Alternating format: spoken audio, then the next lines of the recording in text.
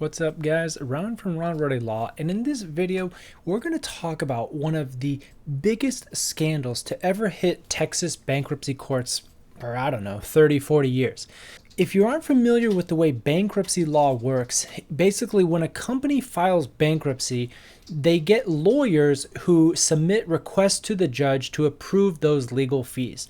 Now, who pays for these legal fees? The remaining assets. It's the remaining pile of creditor dollars that are in this pile. But the judge, they're the ones that finally approve and submit requests for these attorney's fees. When you're looking at some of these massive publicly traded companies, Bed Bath & Beyond filed bankruptcy, David's Bridals, we have Party City, Tuesday Morning. These major companies have significant assets. The problem is they just have too many debts and they have too many future obligations coming. But that doesn't change the fact that they do actually have a fair amount of cash at the time of filing bankruptcy. Now, in this video, what I'm going to talk about is a huge scandal where a judge had a improper or proper relationship with an attorney at a law firm who was then submitting millions of dollars of fee requests. And even by bankruptcy standards, these attorneys can charge $1,000, $1,500, even $2,000 an hour. Millions of dollars per case was even egregious. And we're going to go through a little bit of the allegations, but I think at the end of the day, this is important because it should make you angry. The people who lose money are the shareholders. They're completely wiped out when you file bankruptcy. In creditors, it's the people who do have a stake in the remaining pile of assets that are losing. And as a result, you, the consumer, have to pay more for your goods when bankruptcy costs more. And so it may seem like it's a victimless crime and they're just passing more buck, but this is the stuff that needs to be exposed. And let's tune in to see what Judge David R. Jones was doing with an improper relationship with his younger former female clerk. All right, so this just broke a couple months ago, I guess 1 month ago, and a Texas bankruptcy judge, David R. Jones, and he sees these large Chapter 11 cases. He's based in Houston, and what he did is basically allow his former clerk, allegedly they had a relationship. She left his clerkship and then started at a private law firm, Jackson Walker, which is very large. They're a prominent regional firm here. Basically, whenever her firm, who was staffed on these bankruptcy cases, would submit a fee request for $1.2 million, he would approve it. And whether it was reasonable or not, it had the appearance of impropriety. Okay, let's just see this. I don't know if they're a couple. They live together.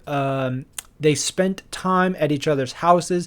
What is more telling is that they appeared together at legal events. And so let's say Jackson Walker is hosting some type of panel.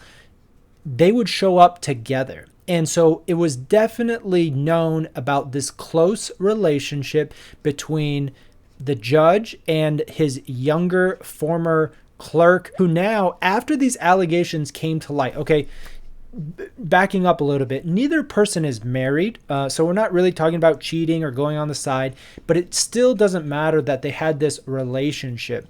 After these allegations came to light, she quit the firm. And I don't want to say that's evidence of guilt, but I would also say that guilty people don't avoid the pain just to protect the law firm. If they didn't do anything wrong, I don't think you change your behavior. Whether somebody is a couple, right? It really is kind of this interesting question, but so the judge has to follow these judicial canons. And canon number 2 is a judge should avoid impropriety and the appearance of impropriety in all activities.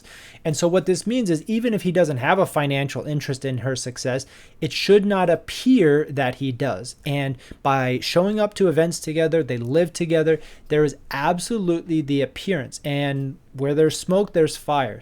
Valued at $1.1 million, which they titled together as not married, but rights of survivorship, so that if one person passed away, the house would transfer to the other. And it was paid for in cash with no mortgage. They also have this house for $1.75 million, also paid for in cash and the same title structure. Now, I think all of these allegations, piece by piece, would create a strong case. But the reality is that after they came to light, the judge immediately resigned.